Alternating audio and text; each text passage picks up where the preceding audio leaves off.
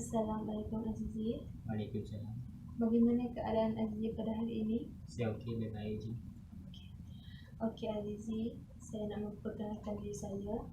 Nama saya Azrina. Saya merupakan konselor pelatih Azizi pada hari ini. Sebelum tu saya nak tanya Azizi, pernah tak sebelum ni Azizi menghadiri mana-mana sesi konseling? Tak pernah. Ini kali pertama saya mengikuti sesi konseling. Okey.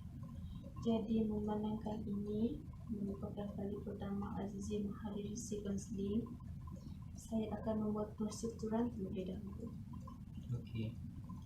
Jadi sesi konseling kita ini akan berjalan dan berlangsung selama 30 hingga ke 40 minit. Tetapi sekiranya Azizi memerlukan lebih banyak masa untuk berkongsi masalah, kita boleh bawa ke sesi yang seterusnya. Okey. Masalah dan isu yang Azizi kongsikan pada hari ini kepada saya hanya akan menjadi rahsia kita berdua. Bermakna semua masalah dan perkongsian yang Azizi kongsikan tadi hanya akan kekal pada sesi ini sahaja. Okey. Tetapi sekiranya masalah yang Azizi hadapi itu boleh mendatangkan kecederaan ataupun bahaya kepada diri Azizi, saya ataupun orang sekeliling, saya tidak akan menyimpannya sebagai rahsia. Dan saya terpaksa memberitahu pihak atasan lah mengenai masalah Azizi ini tadi. Jadi, adakah Azizi faham apa yang saya bincangkan? Ya, saya faham. Sebelum tu, saya nak menerangkan peranan saya sebagai konselor dan peranan Azizi sebagai klien. Peranan saya sebagai konselor ialah saya akan mendengar dan cuba memahami mengenai masalah yang akan Azizi kongsikan kepada saya. Manakala Azizi sebagai klien pula, Azizi perlu membincangkanlah mengenai satu isu utama untuk dibawa dalam sesi ini. Adakah Azizi faham? Ya, faham. Okey. Jadi, ini merupakan inform concern dan segala maklumat yang saya ceritakan tadi ada di dalam ni.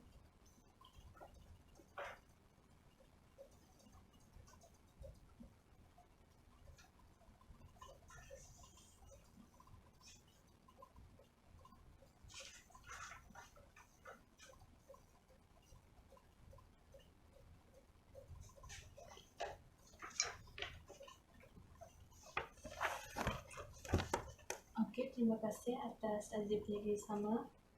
Ya, Saya nak tanya keadaan Aziz sekarang. Macam mana Aziz rasa selesa? ya, selesa. Okey. Kalau Aziz selesa, saya tanya boleh saya teruskan sesi ni? Boleh? Saya nak Azizi ceritakan sedikit mengenai latar belakang Aziz. Okey, nama saya Muhammad Aziz bin Muhammad Murtaza. Saya tinggal bersama kedua ibu bapa saya dan anak ketiga dalam famili saya. Okey. Jadi ada apa-apa lagi tak yang Azizi nak ceritakan kepada saya? Tidak.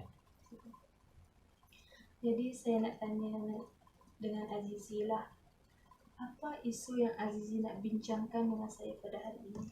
Sejak kebelakangan ni saya rasa tertekan sebab banyak perkara yang berlaku dekat rumah. Jadi boleh Aziz ceritakan dengan lebih lanjut? Saya rasa amat berat hati. Saya dah cuba yang terbaik dan saya dah berusaha dengan bersungguh-sungguh, tetapi itu tidak mencukupi di mata ayah saya. Dia kata kalau saya tak mendapat nombor 1 dalam kelas, dia akan push saya, dan dia juga sering membandingkan saya dengan orang lain.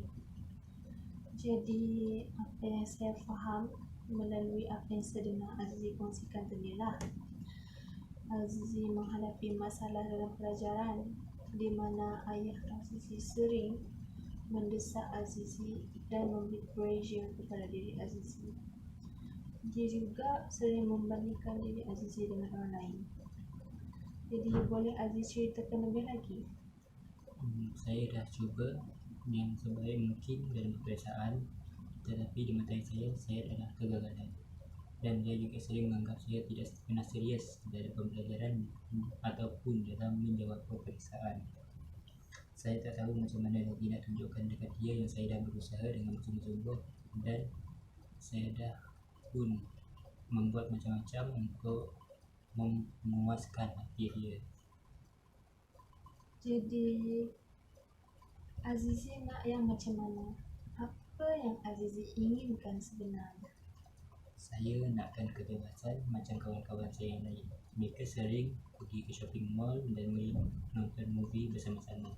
Tetapi saya tidak pernah pun mengikuti mereka sebab ibu bapa saya sering mengawal ketat dalam kehidupan saya. Kalau ada pun, itu pun sekali setahun. Tetapi bersyarat. Syaratnya saya tidak boleh balik sebelum pukul 4, dan dia juga sering membandingkan saya dengan orang lain. Jadi Azizi merasakan tekanan di dalam diri Azizi sebab Azizi tak dapat menjadi diri Azizi yang sendiri. Lepas tu pula ayah Azizi memberi harapan yang tinggi kepada Azizi. Betul. Jadi melalui apa yang saya dengar tadi, ayah Azizi mengalami masalah dalam pelajaran di mana Azizi tidak dapat membuat keputusan sendiri sebab semua sudah ditentukan. Ya. Jadi di sini Azizi rasakan konflik di mana Azizi nak menjadi diri sendiri, nak membuat apa yang Azizi suka dan untuk memenuhi harapan ayah Azizi. Jadi mesti benar kan, sebab Azizi sentiasa rasa yang Azizi mesti memenuhi kehendak ayah Azizi pada semasa, dan pada masa yang sama Azizi nak juga jadi diri Azizi yang sendiri kan. Ya. Macam saya dulu, sewaktu saya membesar, saya punya ayah pun sama juga seperti ayah Azizi. Dia sering meletakkan harapan yang tinggi terhadap diri saya, dan dia mengharapkan saya dapat mencapai apa yang dia kehendaki. Dulu dia pernah menyatakan yang hobi saya itu membuang masa. Sewaktu saya kecil, saya suka membaca novel cinta. Tetapi ayah saya dia mengatakan yang membaca novel cinta itu membuang masa. Jadi dia menyuruh saya untuk membaca buku rujukan. Rata-rata bahan yang dia beri dan suruh saya baca adalah semuanya berkaitan dengan akademik. Dan sudah pastilah kedudukan nombor 1 dalam kelas itulah yang paling diharapkan oleh dia. Lepas tu pula, selepas saya tamat sekolah menengah, dia dah aturkan semua untuk saya. Nak masuk universiti mana, jurusan apa yang nak diambil, semua dia dah tentukan untuk saya. Jadi saya rasa macam tak adil kan, macam tak adil. Ini diri saya, kenapa perlu orang lain yang aturkan? Jadi pada satu hari itu, saya telah berbincang dengan ayah saya mengenai isu ini. Saya berbincang untuk kami berdua mengetahuilah apa yang sebenarnya kami mahukan antara satu sama lain. Jadi melalui perbincangan tu, saya mendapat tahulah sebab mengapa dia mengatur hidup saya dan dia apa yang dia inginkan untuk saya. Dan dia juga tahu yang saya tak gembira dengan keputusan yang sudah dia aturkan. Jadi apa kata saya memberi cadangan kepada Azizi kan. Apa kata Azizi cuba berbincang dengan ayah Azizi. Saya rasa okey, tetapi saya rasa takut dia cakap dengan dia pasti akan meletik. Saya cuma nak pastikan yang saya dapat mengawal situasi tersebut. Okey, jadi Azizi merasakan yang cara itu okey, betul, tapi Azizi tidak yakin untuk berbincang dengan ayah Azizi. Jadi apa cara yang Azizi boleh buat bagi memastikan perbincangan yang Azizi nak buat dengan ayah Azizi ini berjalan dengan lancar? Saya rasa saya mungkin akan memberitahu dia dengan cara yang betul, dengan intonasi yang betul dan pada masa yang betul. Saya harap dia akan faham dengan apa yang saya akan luahkan dekat dia. Okey. Jadi, saya tanya Azizi, bila rasanya Azizi nak berbincang dengan ayah Azizi? Saya rasa mungkin malam esok, sebab kalau malam esok dia selalunya ada di rumah dan saya akan mencari waktu yang sesuai untuk berbincang dengan dia, sama ada semasa dia menonton televisyen ataupun semasa dia sedang berehat. Saya rasa mungkin pada masa itu adalah masa yang sesuai untuk saya berbincang dengan dia. Saya berharap dia faham tentang apa yang saya lalui selama ini. Jadi, saya harap semasa perbincangan itu nanti, Azizi kawal emosi Azizi. Azizi berbincang mengikut akal, jangan mengikut perasaan Azizi. Lepas tu saya harap juga semasa Azizi berbincang nanti dengan ayah Azizi, Azizi berbincang sebagai seorang anak. Jadi, Azizi perlu berbincang dengan hormat, Azizi perlu hormat dia agar segala perkataan yang keluar dari mulut Azizi tidak mengguris hati beliau. Okay. Jadi, macam mana Azizi nak approach ayah Azizi dan apa yang Azizi ingin ceritakan kepada beliau? Saya rasa saya akan beritahu dia sejak akhir-akhir ini saya asyik berfikir tentang harapan dia yang tinggi terhadap saya.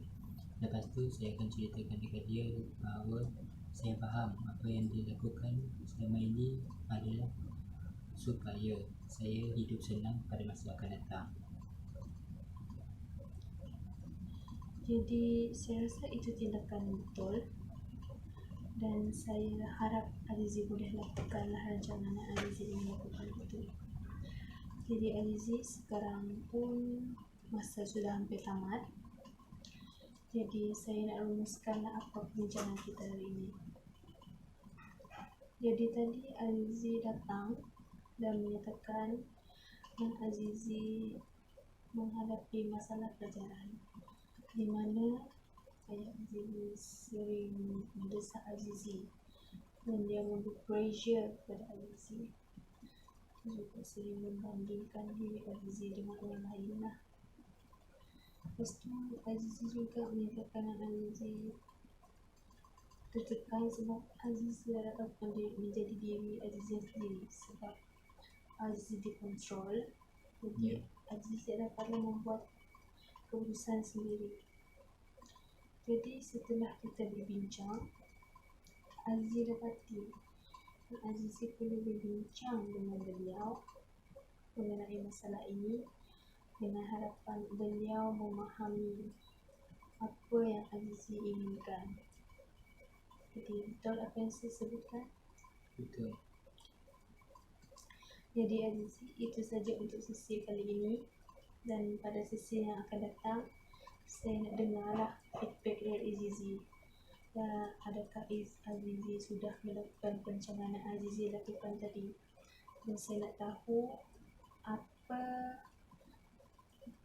respon ayah Azizi lepas Azizi berbincang dengan beliau. Okey? Okey. Terima kasih. Sama.